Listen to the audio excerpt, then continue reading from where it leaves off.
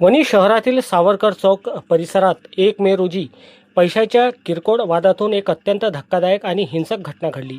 TV दुरुस्तीच्या कारणावरून झालेल्या वादाचे रूपांतर जीवघेण्या हल्ल्यात झाल्याने परिसरात खळबळ उडाली आहे। या हल्ल्यात टीव्ही दुरुस्ती करणारे कारागीर दिलीप नासरे गंभीर जखमी झाले असून त्यांची प्रकृती चिंताजनक असल्याचे समजते। मिळालेल्या माहितीनुसार दिलीप नासरे हे टीव्ही रिपेअरिंगचे काम करतात।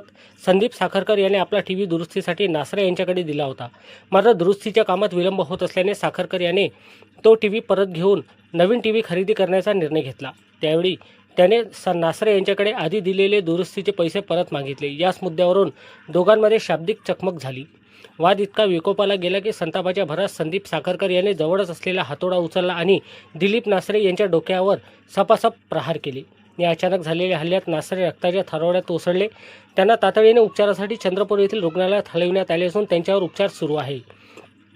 भर दिवसात सावरकर चौकासारख्या गजबजलेल्या परिसरात घडलेल्या या घटनेमुळे नागरिक दहशतीत आहे। माहिती मिळताच पोलिसांनी तात्काळ घटनास्थळ गाठून आरोपी संदीप साखरकर याला ताब्यात घेतले असून या प्रकरणी गुन्हा दाखल करण्यात आला आहे। सदर घटनेचा पुढील तपास वणी पोलीस करीत आहे।